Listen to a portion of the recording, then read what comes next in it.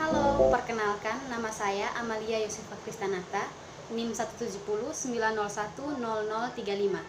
Saya mahasiswa semester 6 dari Fakultas Kedokteran Hewan Universitas Nusa Cendana. Di sini saya akan menjawab beberapa pertanyaan tentang kesiagaan darurat, pemberantasan wabah zoonosis, dan partisipasi masyarakat. Pertama, apa itu kesiagaan darurat penanggulangan zoonosis dan siapa yang menyusun pedoman kesiagaan darurat? Kesiagaan darurat merupakan kegiatan penyusunan kebijakan, sistem, rencana, pedoman dan prosedur, serta identifikasi sumber daya yang diperlukan untuk mengelola respon yang efektif dan tepat waktu untuk menangani keadaan darurat penyakit hewan. Pedoman kesiagaan darurat disusun oleh menteri bersama menteri yang menyelenggarakan urusan pemerintah di bidang kesehatan, konservasi sumber daya alam hayati, kelautan dan perikanan, serta institusi terkait.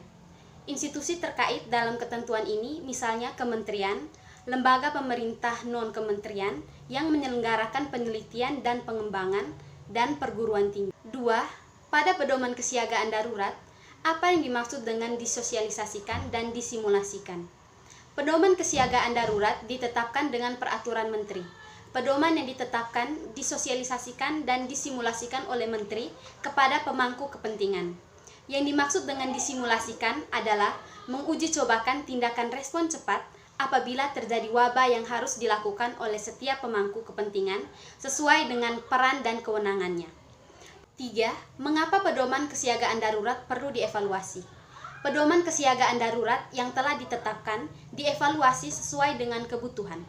Evaluasi dilakukan untuk memastikan efektivitas dan dipahaminya pedoman kesiagaan darurat. 4. Pernyataan dan pengumuman wabah zoonosis dilakukan oleh siapa?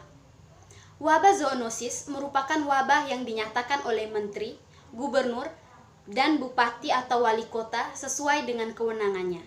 Pernyataan wabah zoonosis harus diumumkan oleh menteri, gubernur, dan bupati atau wali kota sesuai dengan kewenangannya kepada masyarakat. 5. Pemberantasan wabah zoonosis dilakukan oleh otoritas veteriner. Siapakah pihak otoritas veteriner? Jelaskan syarat dan wewenang seorang otoritas veteriner. Otoritas veteriner adalah kelembagaan yang dibentuk pemerintah dalam pengambilan keputusan tertinggi yang bersifat teknis kesehatan hewan dengan melibatkan profesi dokter hewan dan dengan mengarahkan semua lini kemampuan profesi mulai dari mengidentifikasi masalah, menentukan kebijakan, mengkoordinasi pelaksanaan kebijakan, sampai dengan mengendalikan teknis operasional di lapangan. Syarat untuk diangkat sebagai pejabat otoritas veteriner nasional dan kementerian sebagai berikut. Yang pertama, telah ditetapkan oleh menteri sebagai dokter hewan berwenang. Yang kedua, memiliki keahlian dan pengalaman di bidang kesehatan hewan, kesehatan masyarakat veteriner, atau karantina hewan. Ketiga, menduduki jabatan paling rendah pimpinan tinggi pratama di bidang kesehatan hewan, kesehatan masyarakat veteriner, atau karantina hewan. Syarat untuk dapat diangkat sebagai pejabat otoritas veteriner provinsi sebagai berikut. Yang pertama, telah ditetapkan oleh gubernur sebagai dokter hewan berwenang. Yang kedua, menduduki jabatan paling rendah administrator yang membidangi sub urusan kesehatan hewan atau kesehatan masyarakat veteriner. Syarat untuk diangkat sebagai pejabat otoritas veteriner kabupaten atau kota sebagai berikut. Yang pertama, ditetapkan oleh bupati atau wali kota sebagai dokter hewan. Yang kedua, berwenang dan telah menduduki jabatan paling rendah pengawas yang membidangi sub urusan kesehatan hewan atau kesehatan masyarakat veteriner. Yang ketiga, otoritas veteriner berwenang mengambil keputusan tertinggi yang bersifat teknis kesehatan hewan. Dalam pengambilan keputusan tertinggi, otoritas veteriner melibatkan keprofesionalan dokter hewan dan mengarahkan semua lini kemampuan profesi. 6. Bagaimana penanggulangan zoonosis yang bersumber dari satwa akuatik, satwa liar, dan hewan keperluan khusus? Dalam hal wabah zoonosis yang bersumber pada hewan yang seluruh atau sebagian siklus hidupnya berada di lingkungan perairan, pemberantasannya dilakukan berkoordinasi dengan kementerian yang menyelenggarakan urusan pemerintah di bidang kelautan dan perikanan. Sedangkan untuk wabah zoonosis yang bersumber pada satwa liar, pemberantasannya dilakukan oleh pemerintah di bidang konservasi sumber daya alam hayati.